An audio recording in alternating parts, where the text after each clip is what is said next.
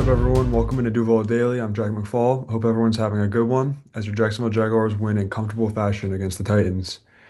Good teams win the games they should, and that's exactly what the Jaguars did. 25-3, and the Titans' only points came on the first drive. So the Jags were pretty much on cruise control the entire game, especially after the fumble on the kickoff. It kind of just felt like the game was over at that point, considering the way the Titans have looked all year, the way their offense has been, and either way, I mean, it was a very important win, much needed win, and don't look now, but your Jacksonville Jaguars are first place in the AFC South. So the division is completely up for grabs now with the Colts losing to the Texans, and it's now set up a matchup for next week at home in the throwbacks against the Colts for the lead in the South. So exciting. I can't wait. It's the biggest game between those two teams in years. I can't even think of the last time a game between these two teams meant this much.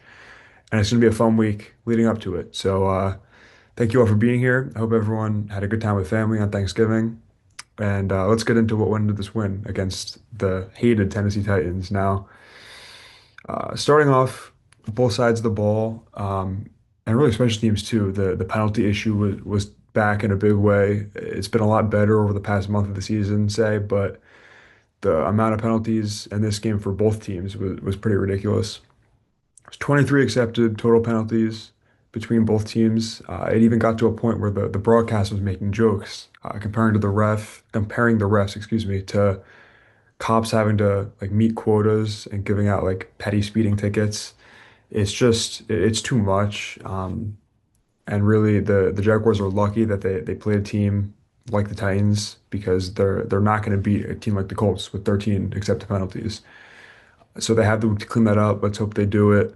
I think around the NFL, in some situations, some referee teams are a little more willing to throw flags. I'm sure. I mean, obviously, I didn't see all the calls exactly what they were in the play, but some of them are probably kind of ticky-tacky. It is what it is. But especially with the Titans also having so many penalties called, they were probably, being kind of soft with some of the calls, but it doesn't matter. I think 13 is a lot, obviously. It was like, I think it was 98 yards in total penalties too, and it's all three phases. So that's got to get cleaned up, like I said. Now looking directly at the offense, I think it was kind of an interesting game because for the last quarter and 5 minutes, say about like 20 minutes of the game, and even a little before that too, the Jags completely stalled on offense. And I understand at that point, with the way the score was, you're not going to be calling, your best trick plays or taking, deep shots, but nothing was working regardless. They could not run the ball the whole game, which was definitely very surprising to me, and I'm sure to everyone, as the matchup on paper was pretty incredible for the backs. I mean, the Jags have averaged around 130 yards on the ground per game, and the Titans have given up around 130 yards per game. Um, and the Jags only rushed for 70 yards on 27 carries, which obviously, I mean, that's pretty bad. And there were some injuries on the line, which I'll get into more a little later, but I'm still pretty shocked that the run game was so non-existent all day, especially against a team like the Titans. And even the pass pro had its struggles on a couple plays in the early stages. They also had some great plays like the Brenton Strange touchdown. Trevor literally was just standing flat-footed and made the throw. I mean, it was perfect protection, but they gave up 3 sacks still. I mean, they had their struggles. Um, but overall, I mean, I guess apart from their own game, that they played a good game. Now that will take us to what was working, or I guess I should say who was working and who won the game for the Jaguars on offense specifically. And to me, that was Trevor Lawrence. He played his best half of football in a long time on Sunday. The first half, he was near a perfect passer rating at half. He threw those 2 darts for touchdowns to Myers and Strange. He had the seed that he threw to Jacoby that went for over 50. That play was awesome because you saw Parker Washington and Brian Thomas sprinting down the field and blocking too. Brian Thomas laid a guy out. That play was awesome. Uh, and how about Jacoby with how he's played with the ad he was? I mean, that he's such a great player. I think he's everything that we expected and then some. Great ad, but yeah, back to Trevor. He just played so well overall, and yes, like I said, it kind of stalled at the end of the game. Not fully on him when there were some drops. The run game wasn't going, so whatever. No harm, no foul. But yeah, I mean, it was very important for him to play well in this game, and he did to keep his confidence high going into the biggest game of the year next week. I think he took a couple shots that maybe you don't want to see him take, especially at the point of the game he took them. I think of that one play on the goal line in the third quarter where he got crushed down at the goal line and fumbled out of bounds. That was a little scary. But that's how he plays. He played an awesome game and he needs to keep that up as the Jags continue to make their push in the coming weeks. Now, looking at the defense, I think they really just played a good game overall. The pass rush was still pretty effective, even with the injuries to Walker and Armstead. Josh Hines-Allen continues to play at an elite level, especially these past 5 games. I mean, he said in a presser earlier in the year, I think it was before the Raiders game, that sacks usually come in bunches, and we're seeing that with him right now, where he's been generating pressure and stopping the run all season. It's just that the sack numbers weren't there, but those numbers are finally coming, and yeah, I mean, he's been so great, really. He's been so great. The secondary looked great as a whole, as well. Obviously, getting Jordan Lewis back was awesome. He's such a big piece for the defense, but also just leadership for the whole team. The reality is, though, that the Titans team right now, the way they are, is just not talented or experienced enough to, be that big of a threat on offense.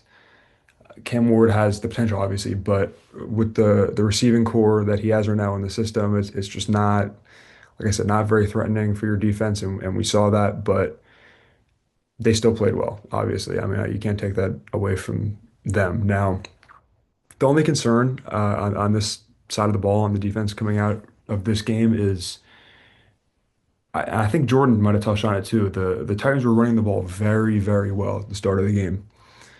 Well enough that the Jaguars are probably lucky that they scored and the game went the way it did, because if Tennessee was able to continue running and establish the run game and not have to abandon it because of the score, it probably would have been a completely different game based on the way they were running the ball at the start. Tony Pollard averaged 6 a carry, um, and there wasn't much behind him. But at that opening drive, I mean, he was moving like he really was. And the defense has been elite against the run all year. They really have. And I think a big reason it looked so off on Sunday was because of the injuries to Walker and especially Armstead, who is such a presence in the middle of that defensive line. I think he really is great against the run, and obviously Trayvon is too. But especially Armstead closes those gaps, and it was no harm, no foul against the Titans because the game ended the way it did.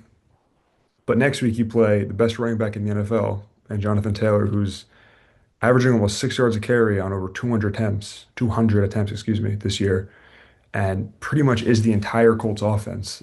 When he's going, they're going, so that's no doubt going to be a storyline this week as injury reports come out, in the coming days leading up to the Friday report. But yeah, just looking at the Titans game, the defense played great. I mean, they only gave up 3 points, and apart from that drive, the Titans pretty much had nothing go their way at all, really. So yeah, now just really quick, I love to talk about special teams every week, and this week it's got to be about Logan Cook. He was really on one this game. I don't think we've ever seen him act that way. I didn't think we would ever see him act the way he did. But it was honestly pretty hilarious to see him act that way, and it shows how much the rivalry means to him. Being in Jacksonville as long as he has been. I mean, I think he's the longest tenured Jag. Might be wrong about that, but I think he is. He threw his body to make that tackle and injured himself. He had to get checked for a concussion. Um, He was roughed a couple times, was freaking out. He was like hyping up the crowd. He got right in the middle of the fight with Chestnut and said some choice words. Now, whether what was reported he said is true or not, who knows? But it doesn't change how awesome that was to see, especially from your punter. I mean, that really is awesome. Same with LaQuint Allen. I'm sure everyone saw what Jeffrey Simmons told reporters that Quinn said to him. I won't get into that, but yeah. And Anton Harrison getting in Arden Key's face after he threw himself at Trevor. Arden Key, man, you know, there's been enough said about him. I won't get into that either, but the rivalries are awesome. I mean, I love that the entire team's invested in this game against the Titans, especially knowing what it means to the fans when they beat them. It's just awesome. It's awesome to see. It's awesome to watch. Guys having each other's backs. It's great. Now, looking ahead, obviously you have the big game next Sunday for the South lead, and if you beat them, you really have a more than a game lead because you have the tiebreaker on them. So huge, huge, huge, huge game. Injuries are, like I said earlier, going to be the thing to follow ahead of the game. So many impactful guys are beat up, and obviously you need all hands on deck against the Colts. So we'll see. You have the two big named injuries on the defensive line that were clearly missed against the Titans, and then you have your starting left tackle going to concussion protocol and your right guard last week being in concussion protocol. We'll see this week, as well as your wide receiver three with Parker Washington, who is also your punt returner and a phenomenal punt returner who has the hip problem.